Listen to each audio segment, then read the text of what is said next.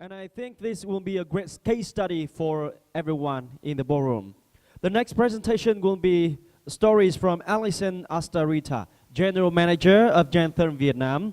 Her passions for operations and technology have let her overcome many challenges and barriers. And now Ms. Alison is the only women C-level in Gentherm Global. Now, please give a big hand for Alison. And she's gonna present in Vietnamese. Let's see. Xin chào. You see that? You see, yeah. Tôi là Alison. Tôi đến từ nước Malta xinh đẹp. Tôi là tham giám đốc công ty Gentherm. Well, so for today, this is as far as my Vietnamese will take me, so hopefully next time will be a bit more. So first of all, I would like to let you know how grateful I am to be here today and be able to share my story and hopefully also break some of the stereotype perceptions. I'm also very grateful to have been born in an era where there is space for women in the workforce. And there is also opportunities for women to develop their careers. And above all, I'm very grateful to my mother. So this is why I placed a photo of me and her many years ago, because she has been instrumental to give me the foundations to be the woman that I am today. So I would like to first start by giving a reflection on what is the situation of women in leadership today. So first of all, the good news is that there is the highest number of women in leadership roles than ever before. When we look at science and technology sector, we see that 18% of leadership roles are occupied by women. So is this a number that we should be satisfied with? In my opinion, I don't think so. So there is still a lot of work for us to do. And this is why, also from my personal experience, organizations should stop just looking for technical skills. Technical skills can be, in most cases, learned, but it is more attributes like compassion, collaboration, innovation, problem solving. These are the things we should be tapping on. And actually, these are also the skills that actually women happen to excel in. So I'm working for a company called Gentherm. We are an American company, and we are market leaders in providing thermal solutions, mainly for automotive industry. We have 13,000 people across 13 different countries, and 70% of our workforce are women. So in the US, we are also very happy to have been recognized for our commitment in board diversity, by an organization called Women on Boards 2020. So actually, this is an organization that is promoting to have 20% of board members to be women by the year of 2020. So in that position, we are very happy. But when we look at the numbers, in our executive management, also in the management teams within, across the countries, well, we see that we still have a lot of work to do. And this is why Gentherm has been embarking on a couple of initiatives to empower women. So for Gentherm, knowledge is the base, is the foundation for empowerment. So this is why we have a global women's network.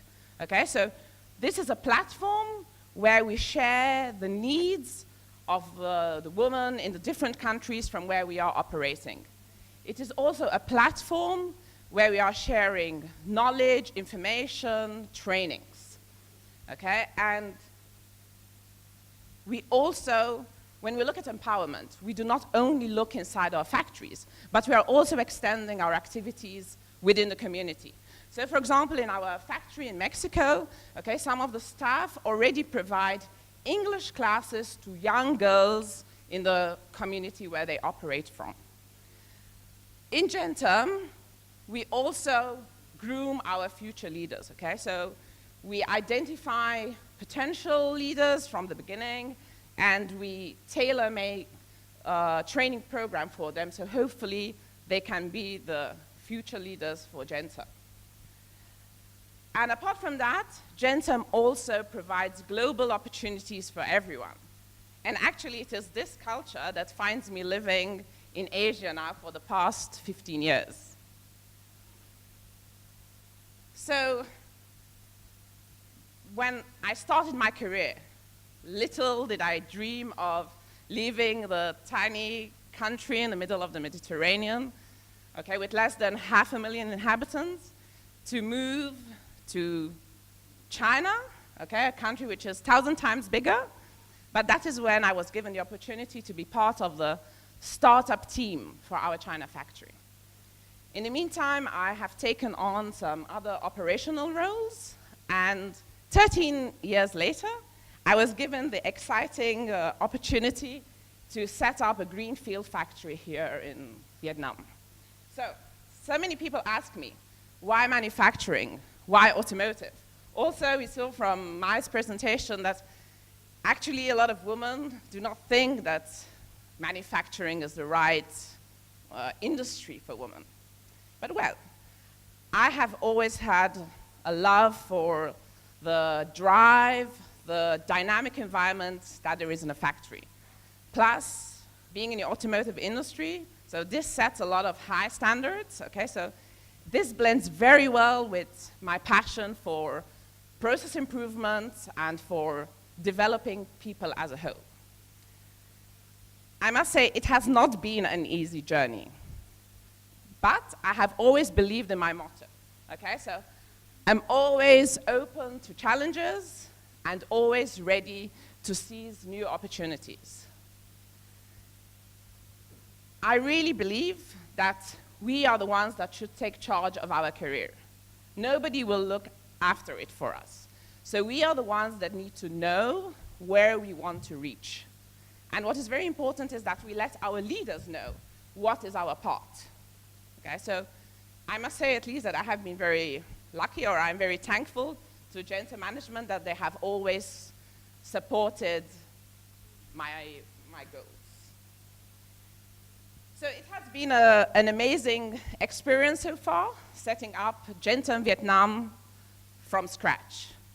Okay, just after 2.5 years of operation, we are now over 700 people, okay, and actually quite a diverse team. So when I look at our management team, the majority are women.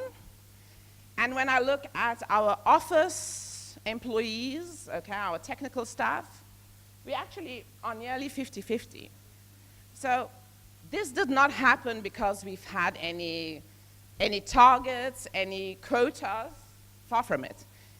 We just set from day one, okay? We set a mindset that what we are looking for is attitude, what we are looking for is talent, okay, and that the opportunities are open for everyone. And actually, it is thanks to this mindset that now we can enjoy such a diverse team. So when we started designing our factory, we started thinking, okay, what do we want this factory to be? What do we want Genterm Vietnam to be? And we came up with two things. So we said that we wanted this to be a place where we develop people as a whole, and we also want it to be a place where we create a positive working experience. So for us, people are our most important asset. So this is why we invest highly in training, okay? This is where we also give our people the opportunity to lead. So whether it is because they are leading a small project, or they conduct a workshop, or even if it's just an event committee or a canteen committee. So we do have small groups that allow people to practice the leadership skills. We also encourage people to be part of our continuous improvement process. So people can come up and raise, we have channels for people to raise their concerns, to come up with ideas for innovation. So also, when I say that we want to develop people as a whole, I also mean that we want to develop them professionally and also socially. So this is why from this year we have established what we call a life talk series.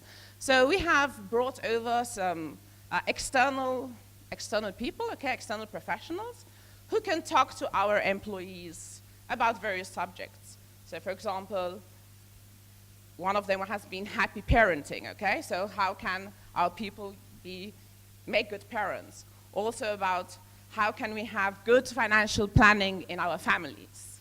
Okay, so we really believe that at the end, we see a holistic person. And also we believe that once you are happy in a family, you are also happy at work. Okay? So another thing is that we do spend most of our time at work. So this is why we want to create a place where we have a positive experience, where we go to work not just to have a job. So this is why we give very high priority to the well-being of our people. So first of all, we do provide a good work-life balance. And this is why we could also encourage, this has helped a lot of our working mothers in the company. So they are able to go home relatively on time and be able to look after the family also in the evening. So this is why, so it is not just a saying, but this is why the management team is very committed to improving the efficiency of our processes, to reducing waste. So like this, when people are doing the job, they can finish the task comfortably on time. Another thing is that we give safety a very high priority. And when we talk about safety, we talk, about safety at work, but we are also talking about safety in life. So as you know, in Vietnam, so most of our employees do commute to work by bike, okay? So this is quite a big concern for us. So together with my team, we have been thinking, we cannot really control what is happening outside, but what can we as a company do to increase the awareness? And so this is why we have given people full face helmets.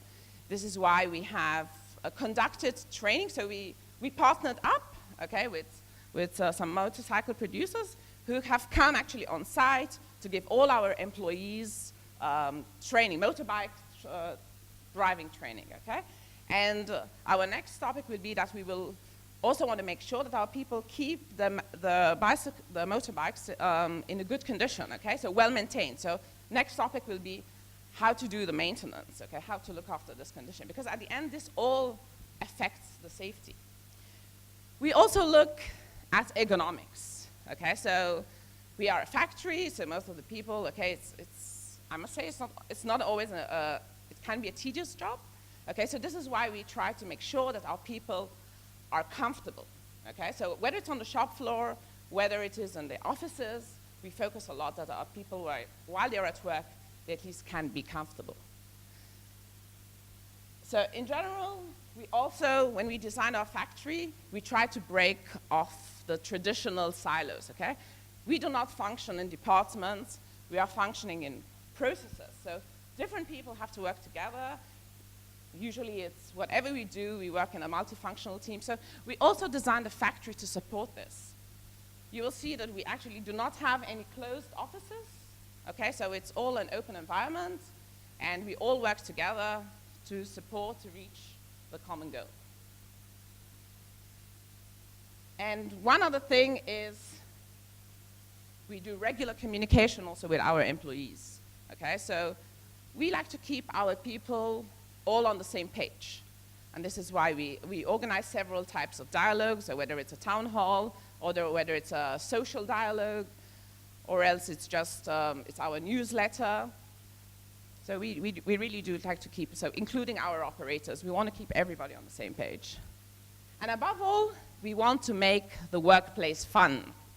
So this is why we also work on, having quite a lot of activities for our people. So whether it is team buildings, or whether it is any kind of celebration in the factories, or it's our company trip, or it's our family day, but at least we try to put some fun to this. And here, I would like to share with you some of our happy moments at Gentherm. And I would also like to take the opportunity to, to thank my team, for helping me in making a difference, for all the contribution and for the support. And actually, some of my team members are here today, and I'm very happy. Thanks for your support.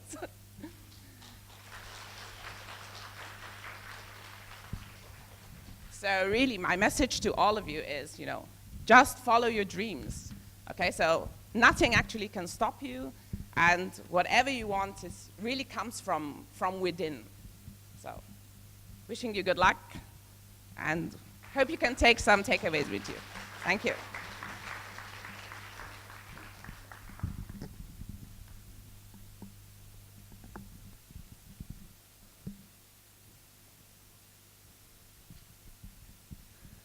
Thank you very much, Ms. Allison. And ladies and gentlemen, now I think it's time for us to start the panel discussion. I think that you have many questions in your mind and you want to raise the questions to our speakers. So we are preparing the stage for the speakers to come back. I would like to invite back on stage Ms. Nguyễn Phương Mai, Mr. Scott Pugh, and Ms. Alison Astarita. Please.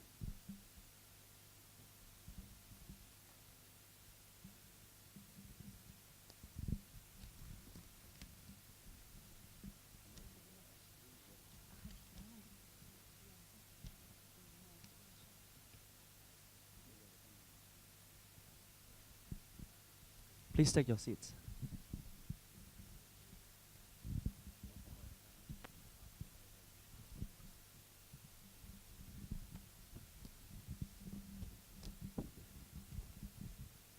And I think the speakers are ready for answering the question and to start our panel discussion.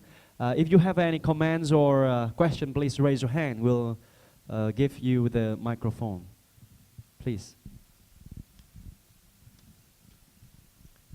Xin mời chị, please. Please stand up and introduce where you're from, which enterprise you're working for, your name, and introduce about your company before raising your questions. Yeah, my name is Linh from JGC Vietnam. So thanks to Navigos to arrange this event for us to have an opportunity to meet with you guys. Yeah, and then I have a question to Miss Allison. Actually, regarding the women make difference. In our companies, we have many women who are leaders now. However, we have the problems how to balance between the work and life. Yeah, so do you have any tips for us for this? I have many other questions, but this is the most important for us now. We cannot balance. So thank you very much. So yes, so first of all, enjoying life, it should be the most important thing. So I do not believe, or at least personally, I do not associate myself totally with work. So this is why, it does take some discipline, but it's very important to fit in the things you want to do, the things that you want to do in your life other than work, and be disciplined in a way to see how to fit them in, and also be disciplined at work. That, because sometimes when we're at work, actually our work is never ending. We can sleep in a factory. It's never ending. But it's really up to us to be disciplined on, what needs to be fit in today, what can be done tomorrow, and therefore that will give you then space to do other things. And personally, for me, this is also very important, because I see that my life outside work is actually my recharge to be able to perform the next day at work. Thank you, Alison. And maybe men should raise their voices, please? Yeah, I'd just like to add to that. I mean, one of the biggest challenges, and I don't know if you were referring to this, but for females in the workplace, the work-life balance is around having a family. We've experienced that at home. My wife decided to take a couple of years out of work when we had our son, and for her that was, whilst that's a break in your career, so you're not moving forward during that time. I think that having a family enables you to have more compassion. It gives you a different perspective on life, and I think that's very helpful in leadership roles. Another experience I've had within my team, I hired for one of my most senior team members, someone I'd worked with for a while, and I hired her into one of my most senior roles, and immediately after offering her the role, she said, "But I've got something to tell you.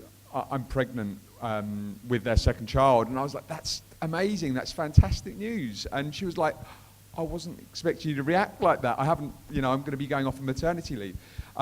But from my perspective, I knew that she was the right person for the role, regardless if she was going to be going off on maternity leave for a period of time.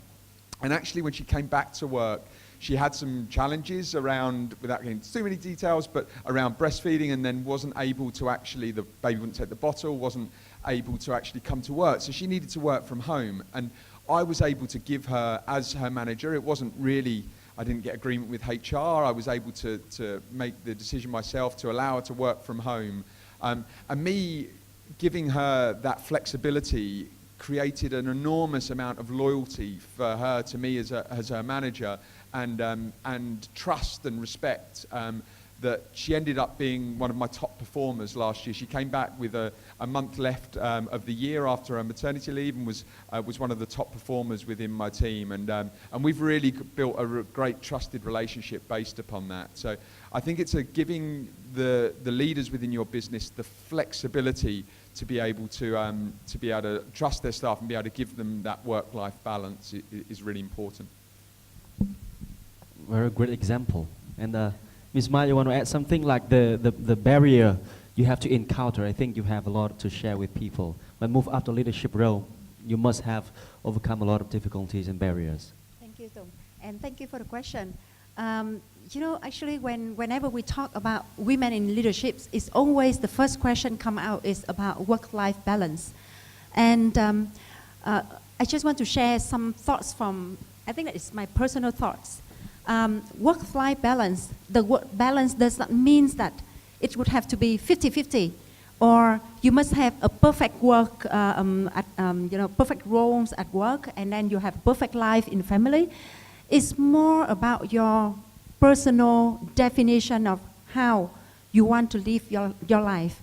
And it's all about the choices that you make for your life and work. Okay? So in a certain period of time, we may think that, okay, this would be more important for us to invest more efforts and time, maybe some project at work or some challenging roles that the companies expect us to handle. Yes, then we can put more effort in that. And life, again, we can never forget about life, right? But life can happen even when you are at work. From my, and also, in order to achieve the so-called balance, I think that, especially for women, we need a lot of support, and you would need to create that support for yourself. Because in order to have that balance, one very important factor is your partner. In Scott's case, I think that his wife is very lucky to have him as her partner, right? Yeah, and it's in order for us to really enjoy our life and to be successful in our work, the first thing first, choose your right person, choose the right husband, right? And make him to be the partner to support you, because we cannot deny that one very important role of the women is to be the person who look after the family, right? That one, of course, men can support us, but the leading role in the family, like Trung already mentioned, right? At home, his wife is the CEO. But then, because we have our very important role in family, So if we really want to balance that with what we want for our career, then find the support from your family to share the workload in the family, to join you in raising your kids, okay, to join you in looking after your parents.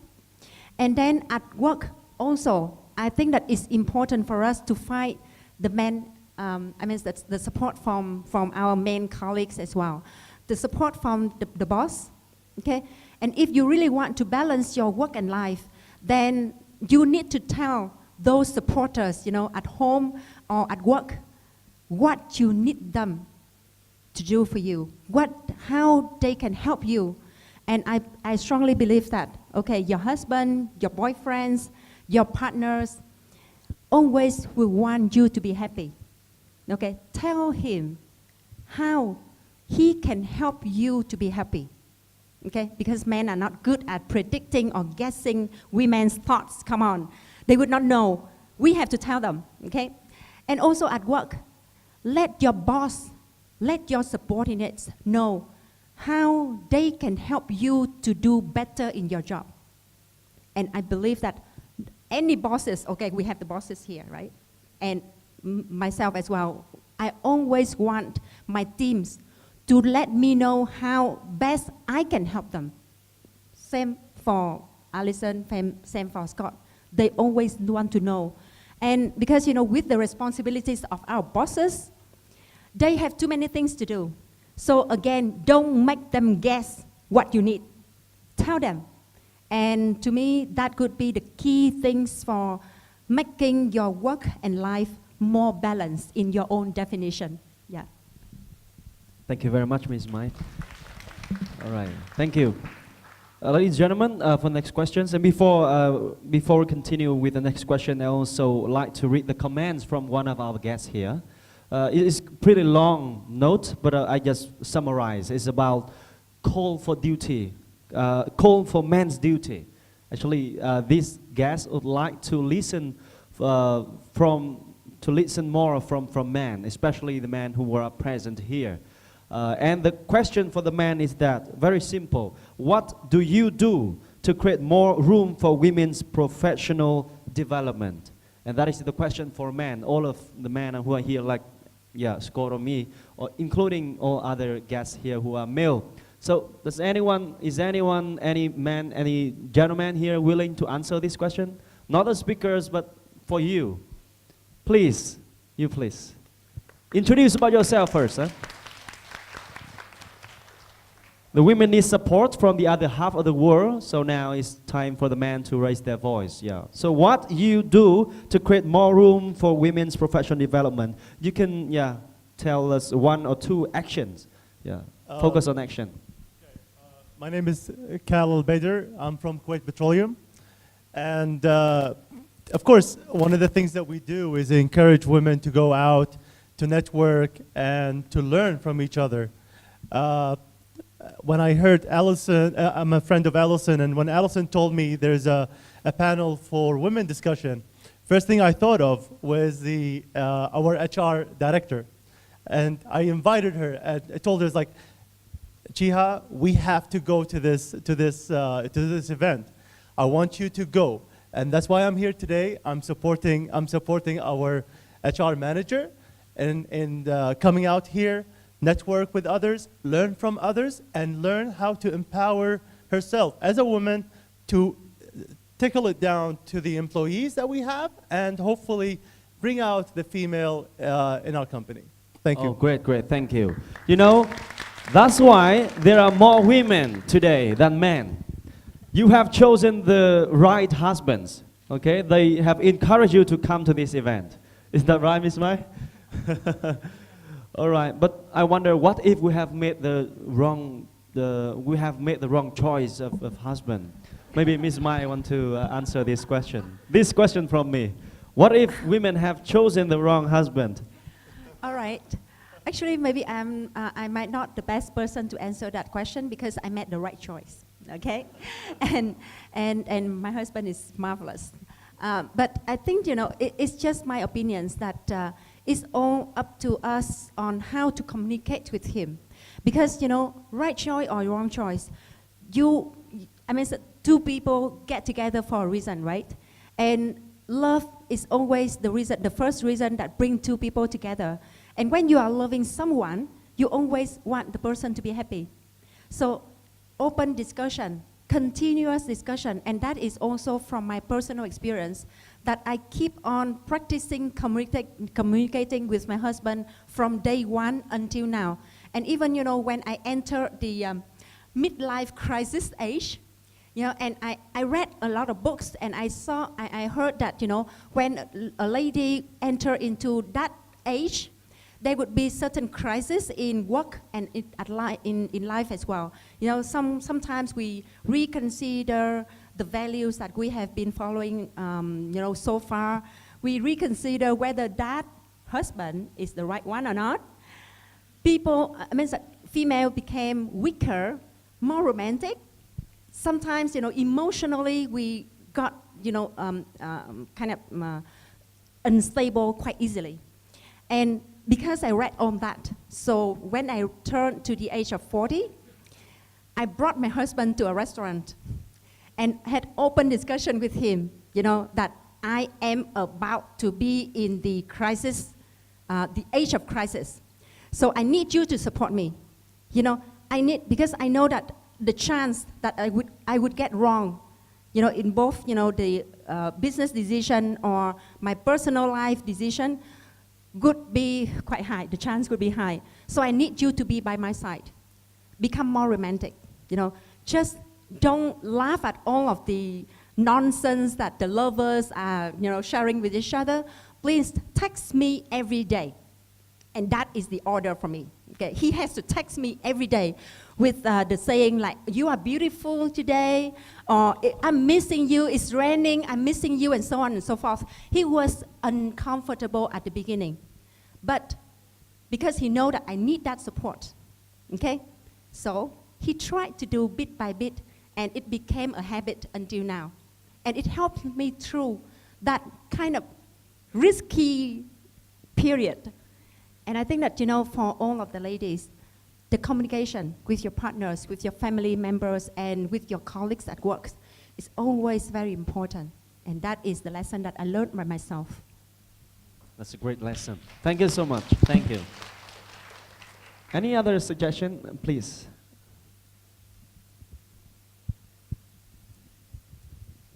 Good morning, everyone. My name is Bening. Thank you for Ms. Phương Mai to enjoy me for this seminar, and thank you Hương for the key accounting for my previous employee in Piaggio, Vietnam, and also the Vin Group. Thank you for sharing me 2 minutes only to share about my story in Vin Group. Everybody is after the question is how to make the work and life balance.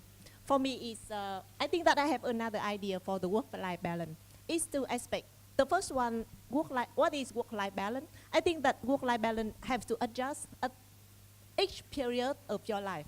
Sometimes you have to save yourself and be yourself, and sometimes save for the family. For me, the first for work, I always play with the job. I never say that I do the job. I play it with the passion of HR. So I think that I make work-life balance in job. For the family, I think, for some time you have to be yourself, and you ask for I think that you have your peaceful and ethics from your husband and your children, to say that okay, at this time I need the time for myself, to be myself and to growing up in the South society. So sometimes people saying that women always stay at home, staying with children, playing with them and feeding them. I think that for some time it's not true. Play, be a mirror to make a respect for them and to be the proud picture for your children and your husband. I think that is one way to make them happy and proud of you. So work-life will be balanced. Thank you. Thank you so much. Yeah, we'd love to hear. Yeah, so happy to hear. It's my comments. story. Yeah. Yeah. I think that I have 8 months in Vin Group. People say that very rumor about Vin Group, but for me, it's very nice time with Mr. Vượng and all the people in Vin Group. Because I have shared my time that I be myself in VIET group, or something that, how can I say, I want to have different time to make work-life balance. Thank you. Okay, great. Great to know that. Any other questions and comments? I think I would like to invite Miss Hương Chen from Office. Where are you? I'd like to hear from Miss Hương Chen. I think she has stories to tell us. Please. Okay.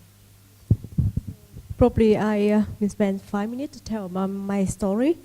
I'm Huong, Trần Thanh Huong, the country director of Orbit International in Vietnam.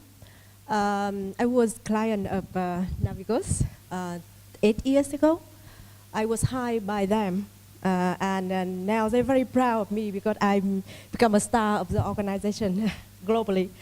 So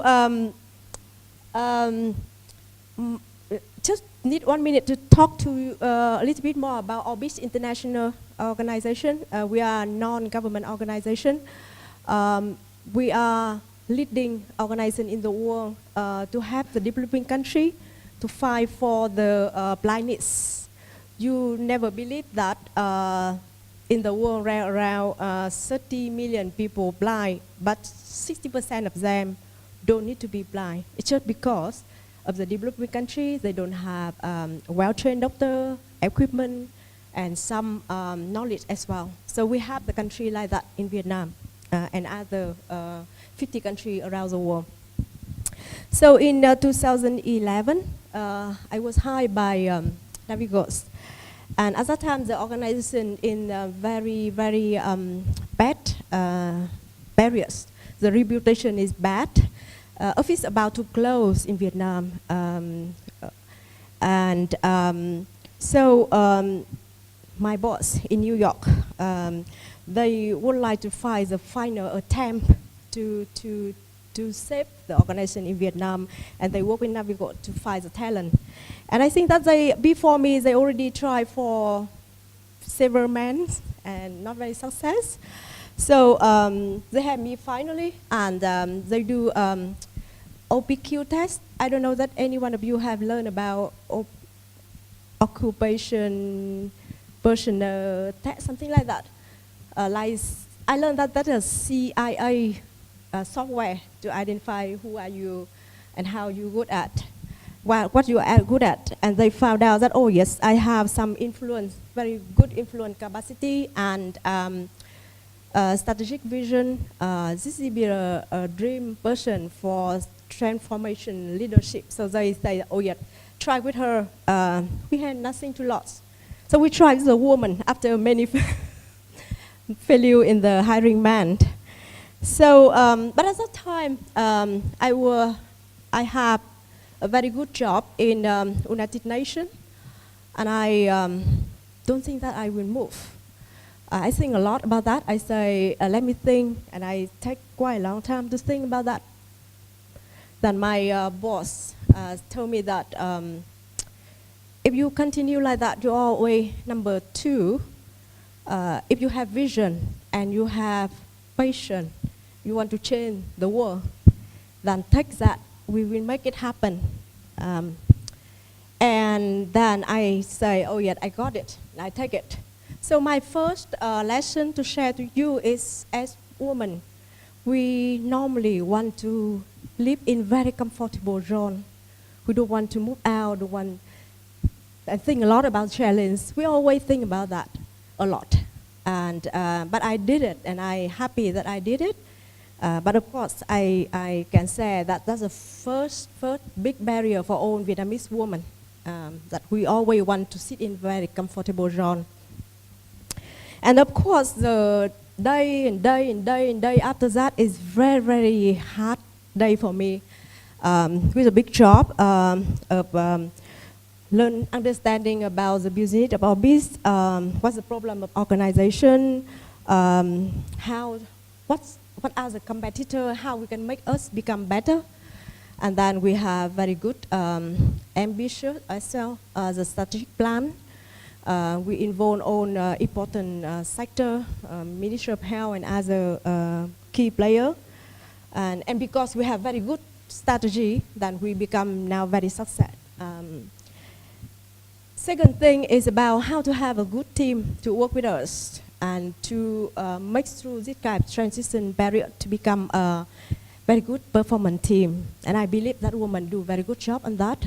I have to clean my stuff, also have to bring a new talent in and retain and develop own potential. That is very, very difficult job. But I believe that women do very good job on that. Because in that period, in some other country, in the same time with us, because we have a kind of like chain globally, but in Vietnam we do a very good job on that because the women always know how to work with people better. Well, it's I believe. So I make it very smooth transformation barriers of having the new team in place and developing, motivating them to become very, very high performing team today. I'm very proud of that because my boss tell Navigos that they have very good leader in Vietnam who do that job. Just find a point about what's the difficult for women during that period of implementing the leadership role, assuming leadership role. As a leader, you have to lead by example. You have to, so people can follow you. And women always get problem with that because, first of all, the physical issue, the health issue, we don't strong as man. And in my job, I have to travel more than 60% of my time. That's very, very big, very tough for me. And always challenged because I'm feeling tired all the time. But men don't have. The second is about perception for the woman in that leadership role in Vietnam, still a big problem. When I work with other, business partner, I don't think that they respect women right away. But then you have to try very hard to convince them, to tell them how smart you are, even more than them, so that they can listen to you. So that is a challenge for the woman in Asia in general, but also in Vietnam. I'm very difficult to attract men to work for me. Thank you, Ms. Hương. I'm sorry to interrupt, but we need to spare time for more questions and more stories. So maybe so to sum up, few more points for wrap up. The last point. The last one is again, as I say, that the culture problem. In Vietnam, the woman must to be humble, Confucian culture, and that is very difficult for women in that leadership role. And family obligation always is a big challenge. And I have to say that I'm not very successful on that because probably I don't have right partner. But also it's very tough for women in leadership role to have family, maintain family obligation properly. So again, my final message is for leader, for women in leadership role, be brave. Be yourself and be brave. We have nothing to lose, and come out from our comfortable zone is my key message. Thank you. Great, thank you so much. We are so glad if next time we can invite Ms. Hương Trân as our key speaker. But I'm sorry, we don't have much time for today, so please continue with the other questions, and we need to want to listen from you more. Yeah, please introduce about yourself. Here is questions. My name is Milan. I'm from E Group. I have two questions. The first one is regarding glass ceiling. Phương Mai, Alisa, and Hương, you all talk about you have a dream, you have a passion, follow it. And I like the quote that Phương mentioned, that leap and the net will appear. So the question is, as an organization, how we can help women to dare to follow their dream, to be ambitious. There is a lot of conference, seminar, we talk about how to increase the number of female women leaders in the top level in the organization. But the question is whether the reason is because the organization don't have the policy, or whether the board don't want to give the opportunity to women. We see that actually it is women to limit ourselves. Women, we think that, as Hương said, we want to live in the comfort zone. We think that we don't have as good physical health as men. We have the family commitment. And in the outside world, people believe that men don't like so clever women. If they look for wife, they don't want to get married with too clever and too successful women. So women don't want to be successful.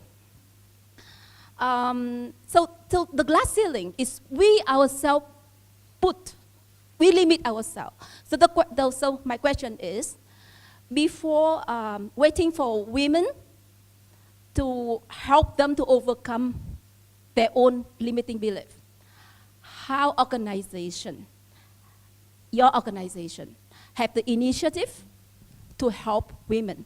Because in many organizations, we have a lot of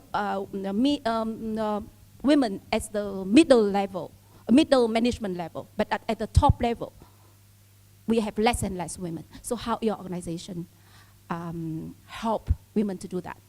And the second question is, we talk about the work-life balance. Not every woman have a wonderful husband like as mine.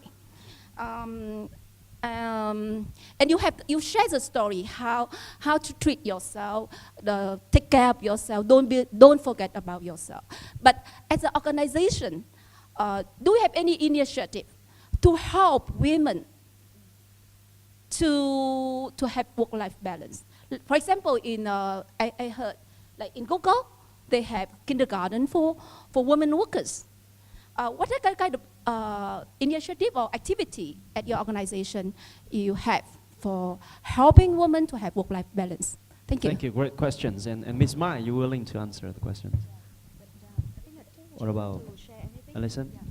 All right, probably I Ms. will Mai kick off first, right? And then Alison can add on because she has great experience in balancing her management team with both genders. So actually, you know, if taking from the standpoint of the organizations, what we are facing right now is that majority of the organizations in Vietnam has not been doing the kind of putting together the plan to enable women to grow up in their leadership roles consciously. I mean,